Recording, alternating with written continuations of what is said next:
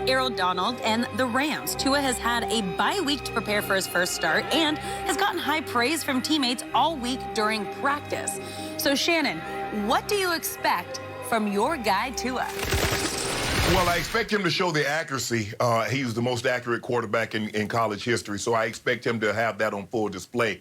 Now, he doesn't have an easy matchup because on the front end, he has Aaron Donald, who's the best defensive player, one of the top 5 players in all of football. And then on the back end, you have Jalen Ramsey, who's playing unbelievable football right now at the cornerback position. So he has his work cut out for him. But if I'm Tua, Skip, the biggest thing for me is to get out of this game healthy, because we haven't seen a guy have this kind of injury. It was just, if I'm not mistaken, Skip, it might have been a year ago, maybe a little less than a year ago, that he suffered this catastrophic injury. And here he is already back starting in an NFL game. So I expect for you to see the accuracy, even though he had the injury, that forced the Dolphins to take this young man with the 5th pick in the draft. I expect him to do that. He has an extra week. This tells me, Skip, no matter what, they were going to Tua week 7, week 8, no matter how good or how bad Ryan Fitzpatrick was playing, because I thought Fitz was playing well enough to maintain this job, especially over the last 3 weeks. But Brian Flores says, no, we have a plan. This kid, we took this kid with the 5th pick. He's our future, and maybe not this year. Maybe we don't win the division because we inserted him.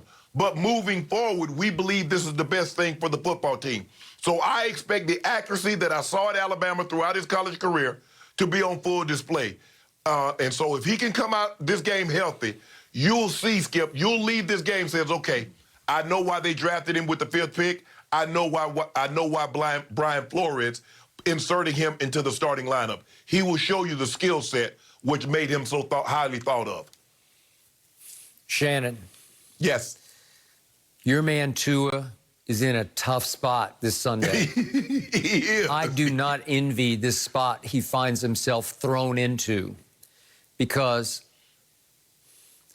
the young man taken 1 pick later, named Justin Herbert, has been shockingly sensational so far. He has. I didn't see it coming. You didn't see it coming. No. A lot of people didn't see it coming.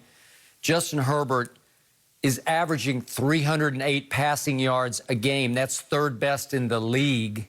He's 12 touchdowns to only 3 interceptions.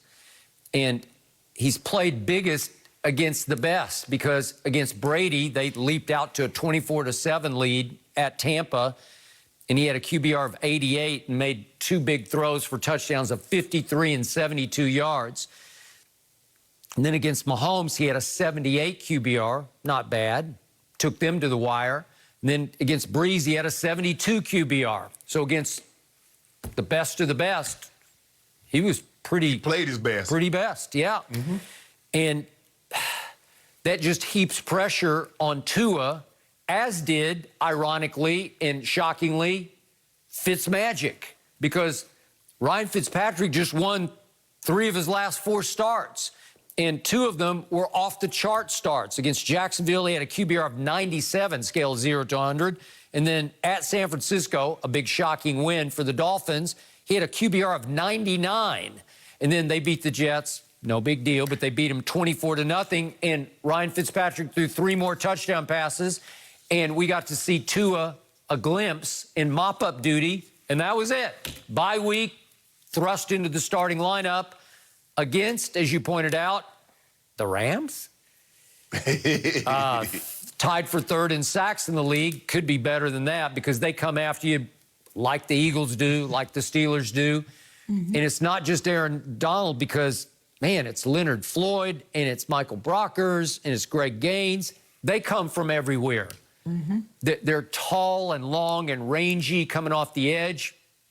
And you point out Jalen Ramsey's playing some of his best football. Man, that's a tall order and a tough spot for Tua to step into, with some injury question mark still, to use a Halloween term, haunting him. You still don't know exactly what you got. You think you're 100%. You're not 1,000% sure, because have you been rocked like you might get rocked in this game by that pass rush? No. You have not. And that's the thing, Skip. Okay, the doctors tell you you're healthy, but guess what? The doctor hadn't seen you take a sack. The doctor hadn't seen you get landed on. No. And so that's what they're going. That's what he needs to get landed on, Skip, and say and get up like, okay, yeah, I'm okay now. Yep. I'm okay now. I agree. I wouldn't be surprised if they moved the pocket because Skip, he can throw. He's very accurate from the pocket. I agree. But Aaron Donald will get you off that spot. Yeah, so if I'm smart. Yeah, Skip, if I'm them, I'm going to move the pocket earlier so I don't let Aaron Donald get a key on exactly where I'm going to be because he's coming. He's coming. And I told you before the draft, my biggest issue with Tua, God bless him, I'm knocking on wood for him, is that reportedly he had 5 different surgeries while at Alabama. And only the last one was what you'd call career-threatening because it was the hip. But still, 5, what is Shannon Sharp, the Hall of Famer, what has he always taught me? Hurt in college, hurt in the pros, right? Yep. Okay, so you got that going against you. And then there were 3 games in his career where it just gave me a little cause to pause, where I just sat back and said, I don't know.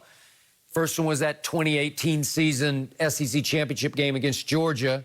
He just unraveled. Maybe it was because he was hurt. Maybe his knee was bothering him. But he went 10 for 25. And he threw the 2 picks, and he got replaced in the fourth quarter by Jalen Hurts, who just took the game over, and they won it 14-0 in the fourth quarter on to the championship game. And then Tua did not play great in the championship game with 2 more interceptions, QBR 59, sort of middling.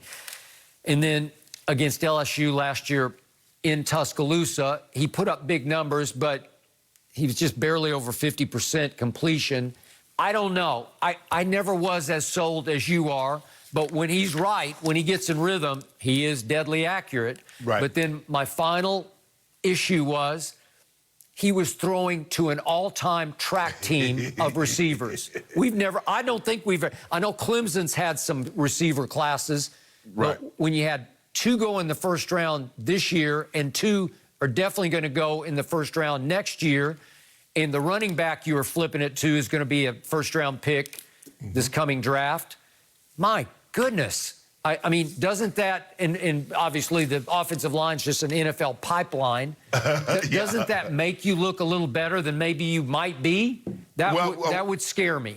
Well, it definitely helps, and I think the thing is, Skip, is so he's used to throwing the talent, and I think that's what really helped Joe Burrow, is that when you look at it, Skip, you look at what he was throwing to, Clyde Edwards-Helaire, those 2 receivers, Jordan Jefferson, Jamar Chase. They're very good. And you look at Marshall. Marshall has averaged 2 touchdowns receiving every game he's played this year, and he returned.